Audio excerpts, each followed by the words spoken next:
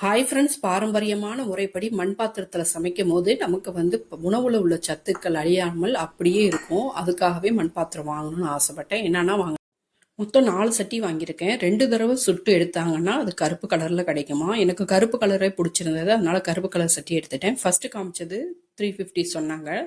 அடுத்தது வந்து பெரிய சட்டி இருக்கிறதுலையே அது 600 சொன்னாங்க. இது மூணாவதாக காமிக்கிறது பார்த்தீங்கன்னா 250 சொன்னாங்க. 250லேருந்து 300 சொன்னாங்க. நாலாவதாக இருக்கிறது 350 450 சொன்னாங்க.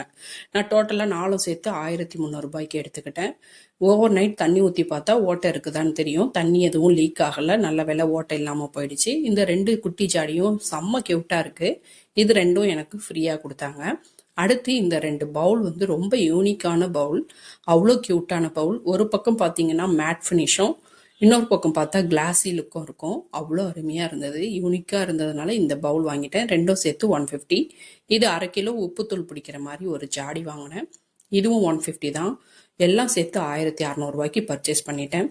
இது எப்படி பழக்கப்படுத்தணும்னா, அரிசி கழுவுன தண்ணியை 2 நாளைக்கு ஊற்றி வச்சுட்டு பழக்கப்படுத்தணும்னு சொன்னாங்க. டெய்லி மாற்றணுமான்னு கேட்டேன். அவங்க மாற்றிக்கலாம் அப்படின்னு சொன்னாங்க. அதனால ஒவ்வொரு நாளைக்கும் ஒவ்வொரு தண்ணி புதுசாக அலசி அலசி ஊற்றினேன். நாம் அடிக்கிற அரைப்படி காப்படி அரிசிக்கு எவ்வளோ தண்ணி கிடைக்கும், அதனால ஒரு சட்டியாக பழக்கப்படுத்திக்கலான்னு சொல்லிட்டு ஒரு சட்டியாக பழக்கப்படுத்திக்கிட்டேன். இப்போ தண்ணி ஊற்றி 2 நாள் ஊற வச்சுட்டு மாற்றி மாற்றி தான் ஊற வச்சேன். ஊறினதுக்கு அப்புறமா அந்த தண்ணியை கொட்டிட்டு புதுசாக அரிசி கழுவுன தண்ணியை ஊற்றிட்டு அதை வந்து ஸ்டவ் மேலே வச்சு லோ ஃபயர்லேயே வச்சு சூடுபடுத்தணும்னு சொன்னாங்க. நல்லா கொதி வந்ததும் ஸ்டவ் ஆஃப் பண்ணிவிட்டு அந்த தண்ணியை கொட்டிட்டேன். இப்படி தான் பழக்கப்படுத்தணும்னு சொன்னாங்க. அதுக்கப்புறம் தேங்காய் நாரால் தான் தேய்க்கணுமா, நம்ம வந்து நார்மலாக தேய்க்கிற மாதிரி தேய்க்கக்கூடாது. நான் நார்மலாக பாத்திரமே வந்து தேங்காய் நாரில் தான் விளக்குவேன். என்னோட வீடியோ ஸ்டார்டிங்கில் பார்த்தவங்களுக்கு தெரியும். தேங்காய் நாரில் விளக்கிட்டு நல்லா கழுவிட்டு அதுக்கப்புறம் இது இன்னொரு சட்டியை பழக்கப்படுத்துறதுக்காக தண்ணி ஊற்றி வச்சுருக்கேன். நல்லா கழுவிட்டு தண்ணி வடிஞ்சதும் ஸ்டவ்வில் வச்சுட்டேன். நல்லா காஞ்சதும் எண்ணெய் நான் நல்லெண்ணெயிலே தான் ஃபஸ்ட்டு பழக்கப்படுத்துறதுக்காக ஊற்றினேன். நல்லெண்ணெய் ஊற்றிட்டு ஆனியன் கட் பண்ணி வச்சுருக்கேன். அதை நல்லா செவக்க வதக்கி விட்டு அதை திரும்ப வந்து யூஸ் பண்ணாமல் தூக்கி போட்டுடணும். அதுக்கப்புறம் நம்ம டைரெக்டாக இந்த பாத்திரத்தில் என்ன வேணாலும் சமைச்சிக்கலாம் அப்படின்னு சொன்னாங்க. அதே போலவே நானும் செஞ்சுட்டேன். செஞ்சு பார்த்ததுக்கு சூப்பராக இருந்ததுன்னு சொன்னாங்க. சனிக்கிழமை முட்டை பொரியல் செஞ்சேன். நேற்று ஞாயிற்றுக்கிழமை வந்து பருப்பானம் காய்ச்சிருந்தேன். முருங்கைக்காய், கத்திரிக்காய், மாங்காய்லாம் போட்டு வீடியோ கூட நான் போடுறேன் பாருங்கள். என்னோட ஹபியை வந்து அழைச்சிட்டு போகிறதுக்குள்ளே போதும்னு ஆயிடுச்சு. துணி எடுக்க போயிருந்தோம் இல்லையா பிள்ளைங்களுக்கு. அப்போ தான் சின்ன பாப்பா பார்த்துட்டு, இங்கே பாருங்கம்மா பிளாட்ஃபார்மில் மண் சட்டி வித்துட்டு இருக்காங்கன்னு சொல்லி காமிச்சா. பஸ்ஸில் போயிட்டு இருந்ததுனால என்னால் இறங்கி போய் வாங்க முடியல.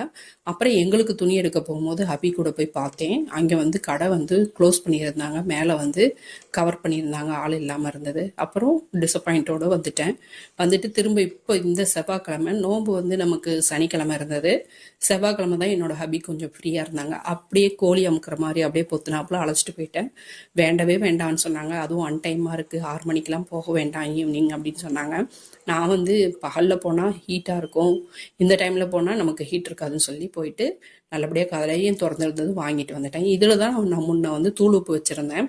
இது அரை கிலோ பிடிக்கல, அதனால தான். இந்த மூடியை பாருங்களேன், உள்ள குழியாக இருக்குது. இந்த ஜாடியெல்லாம் உங்களுக்கு தெரியும். இது வந்து புளி வச்சுருந்தது உடஞ்சிடுச்சுன்ட்டு குடத்தோட மூடியை போட்டு வச்சுருக்கேன். இது கல்லுப்பு, இது இப்போ தூள் உப்பு. அரை கிலோ பிடிக்குது, ஆனால் கொஞ்சம் மீதி இருக்குது. அதை வந்து அந்த சின்ன ஜாடியில் போட்டு மூடி வச்சுருக்கேன். ஒரு ஜாடி எம்டியாகவே வச்சுருக்கேன். அதில் தேவைப்படுற ஊறுகாவை ஸ்டோர் பண்ணி வச்சுக்கலான்னு. இப்போ வாங்கியிருக்கிற 3 ஜாடியும் பார்த்தீங்கன்னா ஃப்ளாட்டாக இருக்குது. முன்னாடி வாங்கினதெல்லாம் பார்த்தீங்கன்னா உள்ள குழியாக இருக்குது. இது ஒன்று முன்னாடி வாங்கினது பார்த்தீங்கன்னா கொஞ்சம் ஃப்ளாட்டாக இருக்குது.